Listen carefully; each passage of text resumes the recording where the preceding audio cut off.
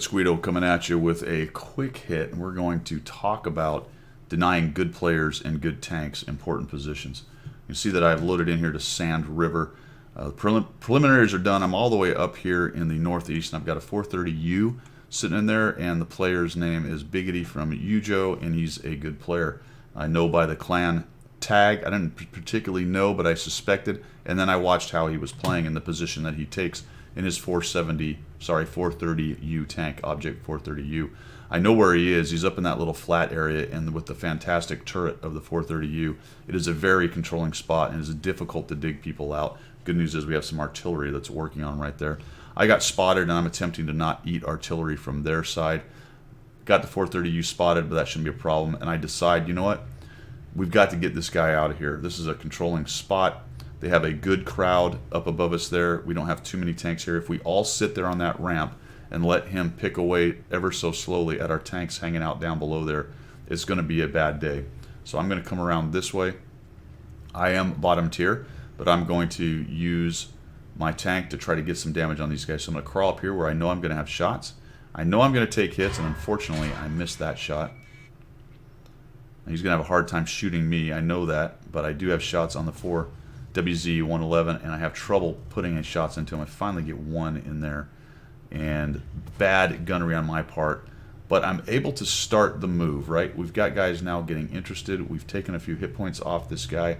The artillery is stunning the Yujo player right there, and we have to get rid of these good players in a strong position. T-44 is working on it. Unfortunately, I'm an autoloader, so I do have to wait for the reload, but that's also a strength, because once I am reloaded, I can get in there and do some pretty good burst damage. The 5120 gets it. He's moving in. Here comes the ST1. So we're finally getting up here and peeling these two out. And unfortunately for them, their guys up top are doing almost nothing to help.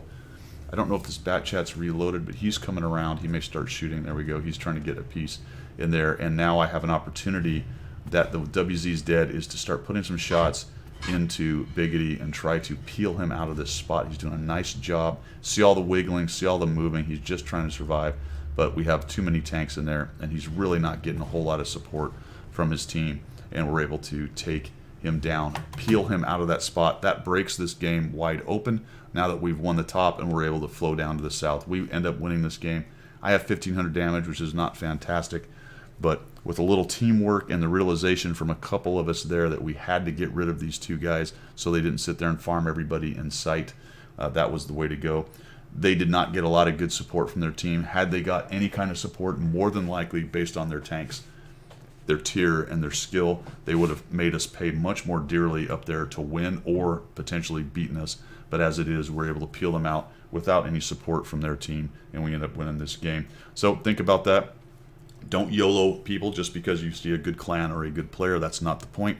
But if they do take up a good position and they're stopping you, you may need to reposition and figure out how to dig them out of there. And that's just one example.